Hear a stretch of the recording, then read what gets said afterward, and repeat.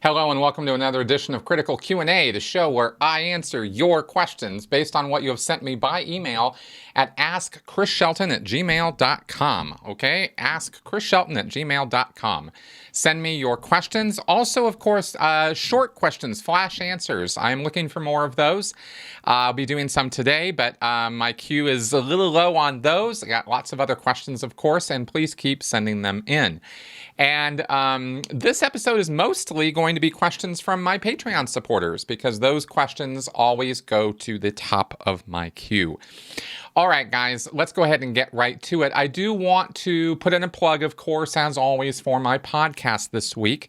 I had a really nice talk, got to bounce some ideas off a friend of mine named Mark Turi, and we discussed bubble worlds and thoughts, the whole, how we get ourselves into these little situations where we look at things through a particular lens and we kind of forget that there is a bigger world out there and a larger truth that we can find if we put on our critical thinking hat and take off our dedicated group member hat or dedicated ideologue hat, or however you want to put it.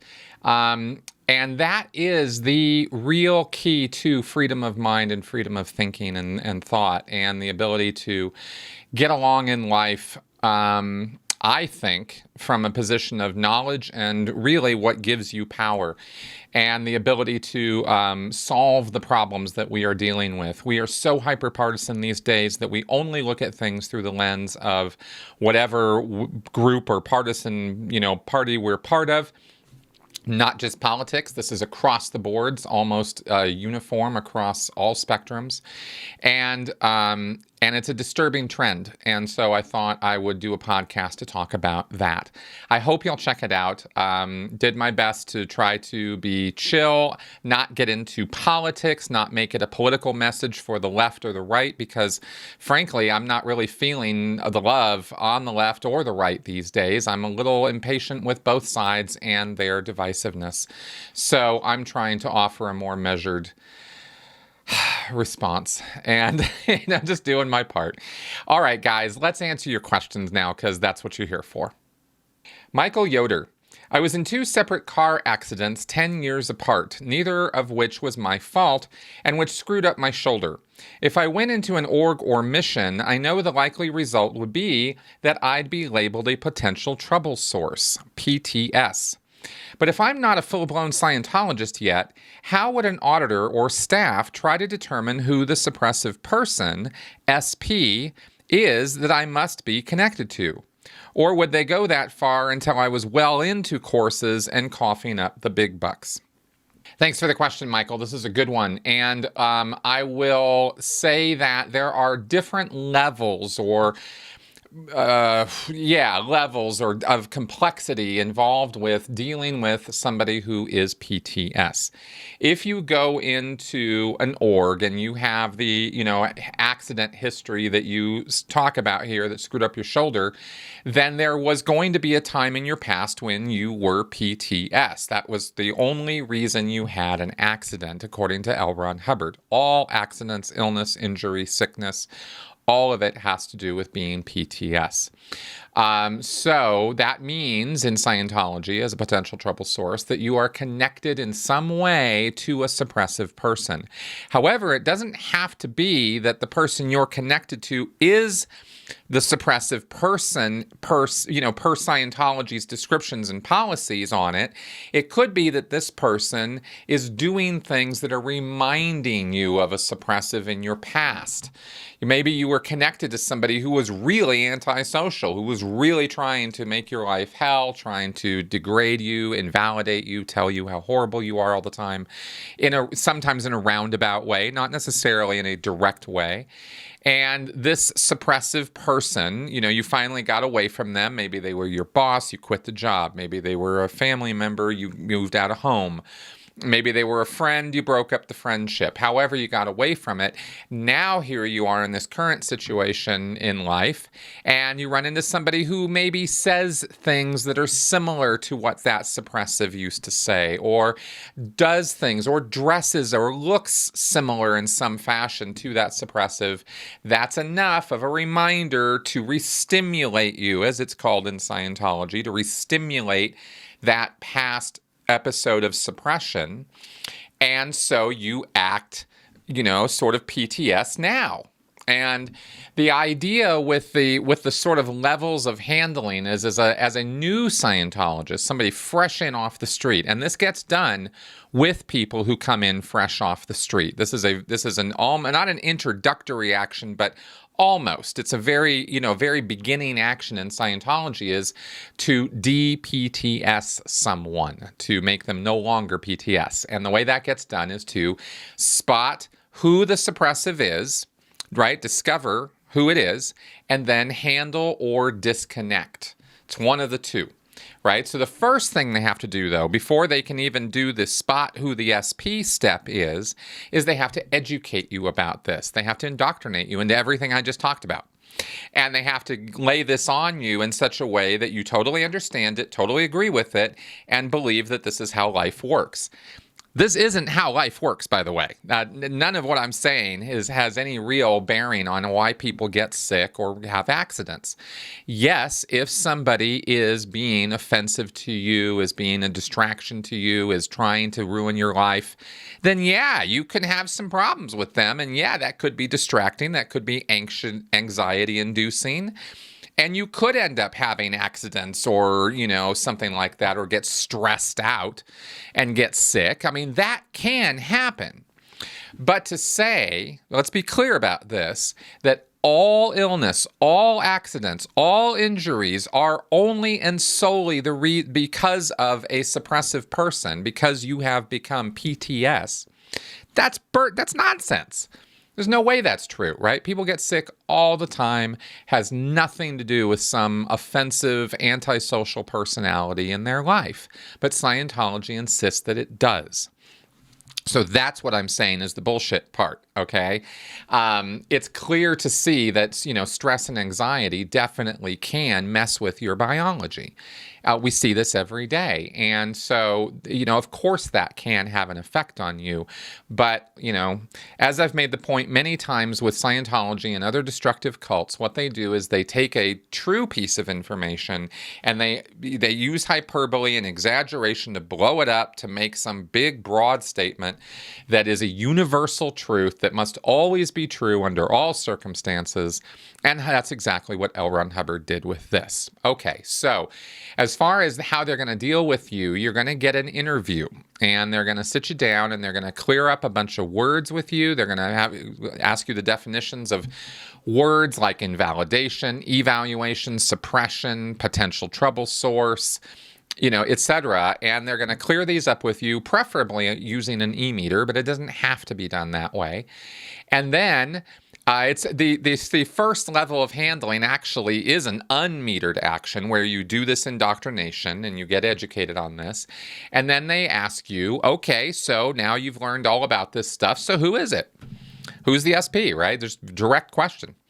And if you can spot it, it's, Bill. Okay, good. Boom, boom. Now, do you want to handle or do you want to disconnect? Right? How do you want to deal with this, right? Is Bill somebody that you need to have in your life? Is Bill somebody that you should have in your life? Well, let's go ahead and evaluate that. And you have some back and forth with the interviewer. And the interviewer is a Scientology ethics officer. It's not an auditor.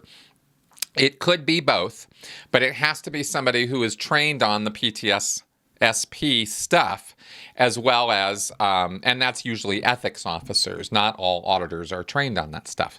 So the ethics officer will work this out with you and come up with a little program. See, sometimes just spotting the SP at this introductory level where they're just trying to do a nice, light, simple handling with you, it might be that just spotting it, oh, it's Bill. Ah, right. Okay, I feel better now. And the ethics officer goes, okay, good. So you want to, what do you want to do about this? Oh, well, I'll just, tell Bill to fuck off, and that'll be that. Or maybe Bill is, somehow antagonistic to you doing Scientology. So now you have to decide what you're going to do about this. And maybe the handling is going to be something like, hey, Bill, back off, man. I want to do Scientology, and you keep giving me crap about it and telling me to watch this show with Leah or pointing at Chris Shelton's videos or something, and I'm not interested. And if we want to stay friends, then I really need you to just chill out about this. And that's the kind of handling step that might get done by a Scientologist. If Bill persists in continuing to talk shit about Scientology or tell you that, you shouldn't be doing it or there's something wrong with it, and maybe Bill, does back off a little bit, but still throws some comments out here and there and that sort of thing. Well, the goal of the Scientologist is to remove all of that from their environment. They don't want the criticism. They don't want to hear it. Now, it's obviously a good thing that they hear it. It's a correct thing that Bill is saying, dude, I care about you. I don't want you getting involved in the cult. I think there's a problem here. I really wish you would look at some of the information I have to give you. There's nothing really, that's being a good friend. But to a Scientologist who's getting indoctrinated into Scientology, that's evil, that's horrible, that's bad, because it's anti-Scientology. So you gotta tap that down. You gotta get rid of that. So Scientology's view, of course, is that that's very bad. Excuse me. So if the person persists, if Bill keeps coming, then the Scientologist is going to tell, the ethics officer is going to tell this new Scientologist, okay, well, it looks like handling isn't working, so it looks like it's going to be time to disconnect, right? Cut the line, get Bill out of your life, because Scientology is the thing that's improving your life. This guy clearly doesn't want you to improve your life. This guy clearly isn't a friend of yours. This guy clearly doesn't have your best interest at heart. So, cut and run, man. That's it. Just get this guy out of your life. And you'd be told, that, basically. And it might go a bit longer, of course, and it might be a more roundabout explanation of how to go about it. But that's the direction they're going to push you in. So even at the lower levels, you will get these PTS handlings being done. They can become more complicated. They can become more intense. They can even involve an auditor and e-meters and auditing and having to get what's called a PTS rundown or a suppressed person rundown. And this can get pretty involved and pretty expensive. But they're not going to throw that stuff at you on day 1 or 2 or 3. They're going to try to do these lighter forms of handling first. Okay, so that's basically how that works. PZ. The Church of Scientology instructs its followers not to go on the internet and not to believe anything you read there, as it's all false. Yet they publish websites attacking their critics on the very medium they tell their own is full of lies. The ex-Scientology community are brutally vilified by what is clearly one-sided allegations that are dubious at best and downright lies at worst. I've seen your badge of honor, Chris, and you even get to appear in other apostate websites as being one of their accolades. Well done, you.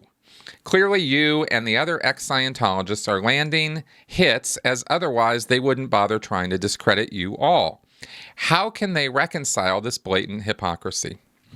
Hey, thanks for the question, PZ. And it's a good one. So there's, okay, first off, let me clarify that, and I might have definitely said this in the past in a loose sort of way, so let me be super specific now, that Scientologists are not banned from the internet. They are banned from looking at anything critical about Scientology on the internet. Big difference. And very important difference, because Scientologists use the internet all the time. But, and Scientologists, of course, on the base in the Sea Org, they're on the internet as well, too, doing skip tracing, looking people up, calling them, stuff like that. but they're filtered so that they cannot have access to anything that's critical of Scientology. No videos, no Finding Leah or Mike Rinder or any of that. So the internet is controlled on the Sea Org basis. And Scientologists, public staff, Sea Org are all uniformly told, and it's made very, very clear, you are not to look at anything negative about Scientology on the internet. And of course, the reasoning and justification for this is along the lines of, look, we're Scientology. It's all here. The books, the lectures, the materials, the classrooms, the auditing rooms. This is it. So if you're going on the internet, why? Why are you doing that? Everything you need to know is right here, right? And if they were a transparent organization, and if they really were trying to do what they lay out in their creed, the creed of the Church of Scientology, then that would be fine. That would be great. But they're not. They're deceptive. They're criminally deceptive. And so the picture that is painted of Scientology in a Scientology organization is not the complete picture. And they are not at all willing to fess up to or admit to any of their crimes or abuses, whether they're criminal activities or not. They are certainly engaged in human rights abuses on a daily basis. So they won't fess up to any of that. So the truth is that you will not find the full truth about Scientology unless you do go on the internet and listen to us apostates who have stories to tell and facts to share. Okay, so how do they reconcile this, though, that they are creating hate websites about apostates where they lie about us and literally tell just gross exaggerations, if not outright blatant falsehoods? Well, they are making those websites for Scientologists. They'll send Scientologists to those websites, and they will have them read them. That's what they're there for. They are dead agenting the critics, the bad people, like me or Tony or Leah, etc. So that's what they use those websites for mostly, is for internal use. But they put it out to the big broad public on the big wide internet in case we get Google searched, right? Somebody searches for me. They've paid good money. The Church of Scientology has paid good money to Google so that if you search for me, their site comes up at the top of the list. Thanks. In a way, it's free, PR for me. I don't like the fact that stuff exists, of course, because I don't like lies being told about me, no matter where the source of it is. But as you say, it is a bit of a badge of honor as well. And I get that, and I'm down with that. I totally am. But anyway, as far as the hypocrisy goes, once it's clear that they can go on the internet, they can go to Wikipedia, they can go look stuff up. If they're stockbrokers, obviously they have to be on the internet. Pretty much everybody has to be on the internet these days professionally for one reason or another. So it can't be that they are denied all internet access, and that's actually not the case. So with that clarification, I hope it makes it clear that it's not total hypocrisy. And actually, again, the OSA sites that have been put up about the critics are actually for Scientologists to read, and I'd say most of the clicks and hits that those sites get come from Scientologists. There you go. Kevin Zay. In my locality, adherence to mitigation guidelines such as mask wearing and social distancing seems to be less in lower income areas. As a fan of psychology, sociology, and a critical thinker, I was wondering if you have any insight as to why this is occurring. Sure, there's a number of reasons all up and down the social ladder here. One, people in lower income areas might not have full access to the information that's available.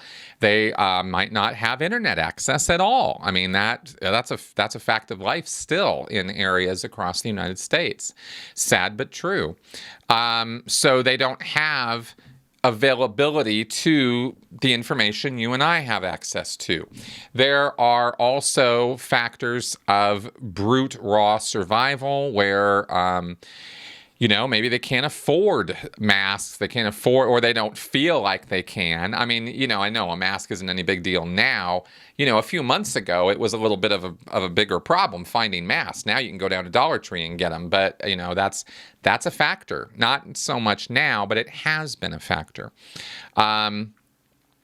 You also have ideologies, political beliefs, ideas that that some of these communities might have, that they don't need any of that, liberal nonsense, for example. They don't need any of that medical nonsense. They don't need anybody telling them what to do. I mean, there's a host of reasons here going on. And of course, we see, as I talked about in my podcast this week, we see, of course, a lot of personal identity getting wrapped up in this, where people are taking on this anti-mask thing in the same way the anti-vaxxers or conspiracy theorists have, where they buy into these narratives that masks are a symbol of oppression. And this is not, if you have exposure to certain sites or television or news channels or whatever, then you might suck that message up and think that that's true, probably because there are other points of messaging going along with that anti-mask rhetoric that you agree with, or that empower you in some fashion, or make you feel like you're the one who is in charge of the conditions of your life, right? Because that's what most people pretty much just want, is they want to just get along in their lives, live them peacefully, happily, healthily. And these folks who are the anti-mask people have really bought into an entire web of deceit and lies as to how the CDC and the WHO and the health guidelines and Dr. Fauci and all of that is this liberal conspiracy. And it's really quite something to watch. It's horrifying and tragic in many ways, but it's people, man. People really buy into some of things because it serves their self-interest in some fashion, or they perceive that it does. So I don't know. Those are a few of the factors behind this. There's a lot of psychology going on here. There's a lot of propaganda going on. Now we have a reversal of messaging from the top, where Trump and his administration are seem to be pushing that masks are good and people should wear them now. But they still haven't really, kissed and made up with Fauci or with the CDC or WHO or whatever this stuff is going on. It's all been so heavily politicized. And that's a real shame, because health shouldn't be a political matter. But that's kind of where we've gotten to in this country with some of the divisiveness and this business of we have to race to the extremes of whatever subject or topic we're talking about. You know what I mean? Because it's got to be that way. It's the truth. And I don't know. The truth doesn't generally make me. I don't know. I'll avoid saying that, actually, because that's not necessarily true. Anyway, I like the truth, and I'd rather live with an uncomfortable truth than a pleasing lie. But that is not the case with a lot of people out there. And so that's what we get, It's pretty sad, but that's what's going on.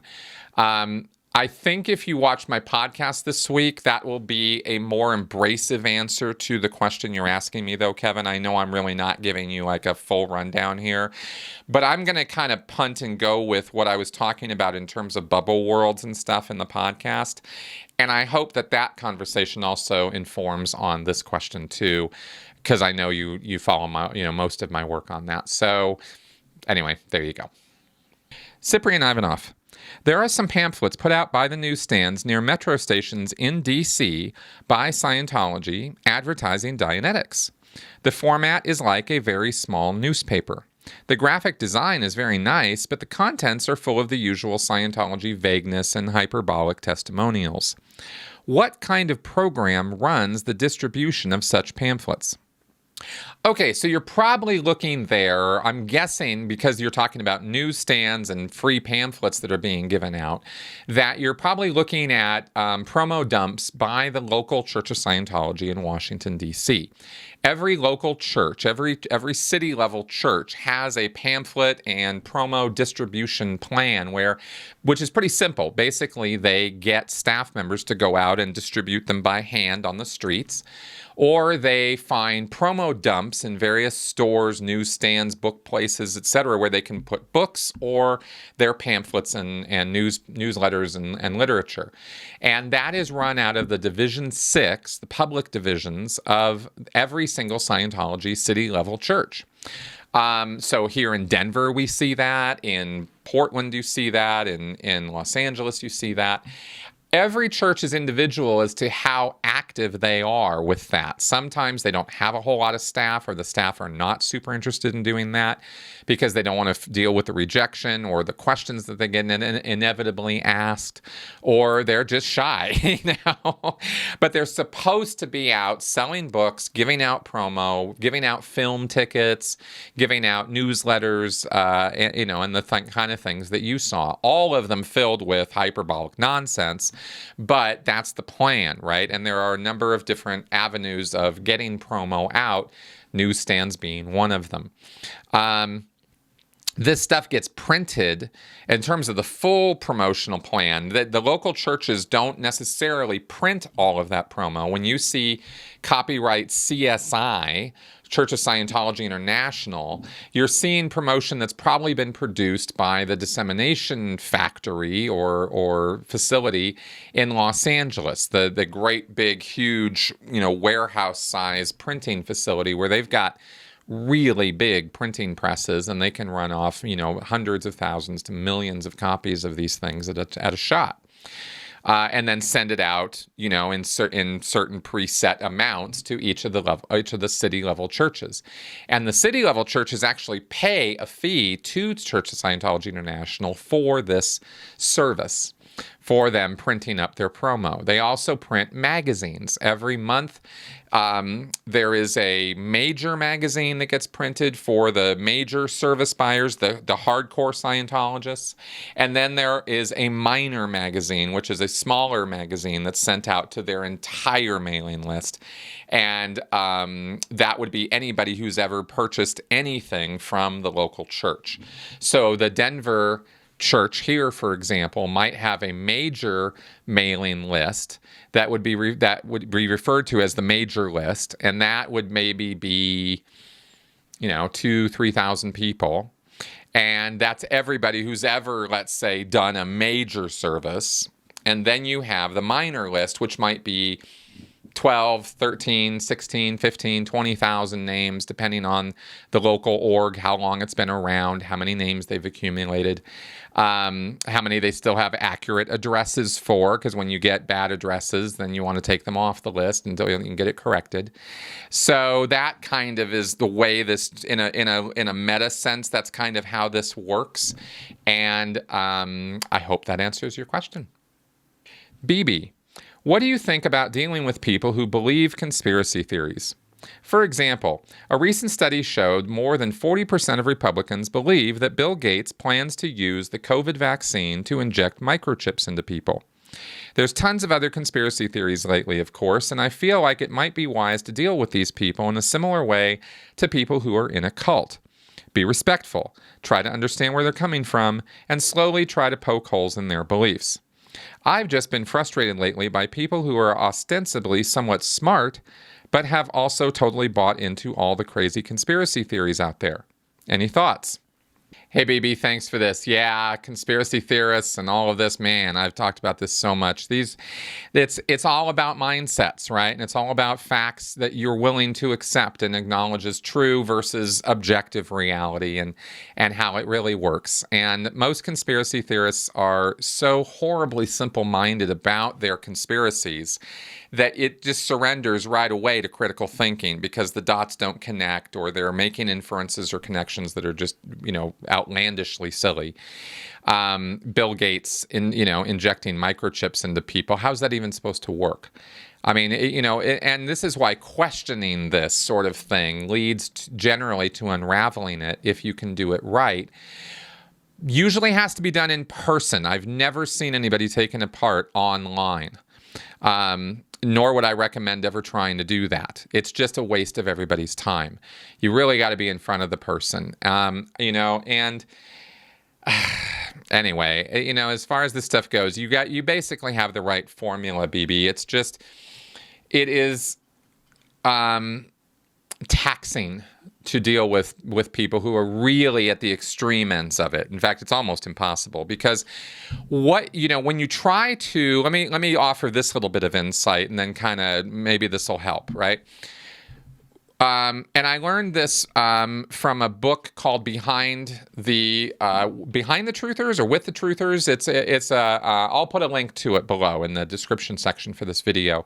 But a guy an investigative reporter actually went and really did a deep dive on this. Why do people fall for these beliefs? And it has nothing really to do with the factualness or unfactualness of the beliefs themselves or the conspiracies themselves.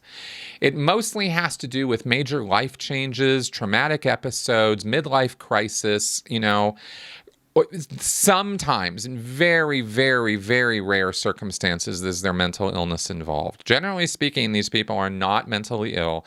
They are not even bad critical thinkers in terms of being able to logic through a proposition or argument. They do it all the time. They just happen to be choosing facts and evidence that are outlandishly stupid to make their logical argument. So it's not their ability to think a thought through or think through connecting dots. It's the dots they're connecting. And why would they go in that direction? Well, something motivates them that they need, an emotional need is being met with the conspiracy theory, sometimes a laundry list of emotional needs, not just one.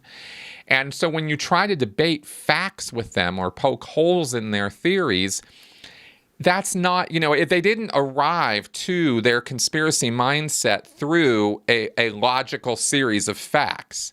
So a logical series of facts is probably not going to lead them out of it.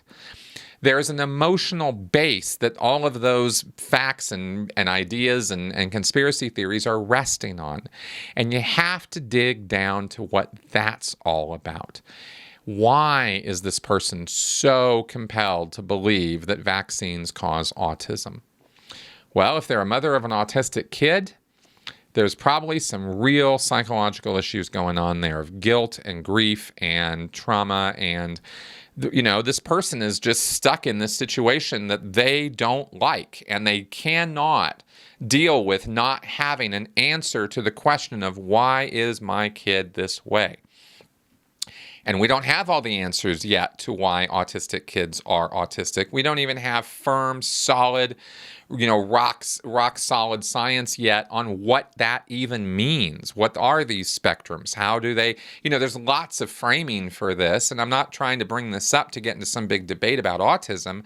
I'm talking about the mothers. And I'm saying that they have emotional needs that are not being met by the science. And so they turn to this alternative anti-vax nonsense. Yeah, sure, there are problems with vaccines, but they don't cause autism. And this idea that, that this is a general problem that is, worldwide, and we've got this big issue with this, it just doesn't really work out that way. But the emotional needs of these mothers are not being met by those answers. So they adopt another set of answers that do meet their needs. And so if you really wanted to deal with that, you don't deal with it by arguing the facts of vaccines. You deal with that by helping that person individually to deal with their emotional problems and get them to come to a point where they can see that the reason they're clinging to these beliefs so hard is because they have to, because it's the only way they can make sense of the world. So if you can dig down there and rummage around in that area, and generally speaking, I think it takes professional counseling to do that kind of thing. So, because you don't want to just be digging around in somebody's head. So that's a chore. That's difficult. In fact, it's damn near impossible, especially online. So you're not going to really get anywhere with the person, and that's what's so frustrating in trying to talk to them. They're not coming at you with a good faith argument. They're coming at you with emotional needs.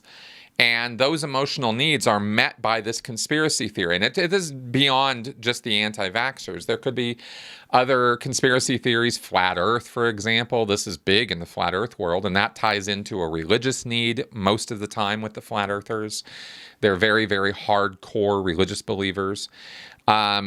And very, very distrustful of authority. I mean, this gets into dealing with authority issues and trust issues.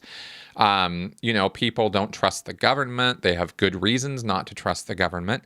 But when they take it to an extreme and then adopt these crazy ideas, then you're dealing with something else entirely. So anyway, point is that there are underlying psychological issues for almost all of these things that don't have to do with mental illness. Okay, let me stress this again. None of what I'm talking about here about emotional needs or psychological needs, that's not code word for mental illness. It's a very different thing. Okay? You can logic yourself into corners all day long and have a perfectly functioning brain.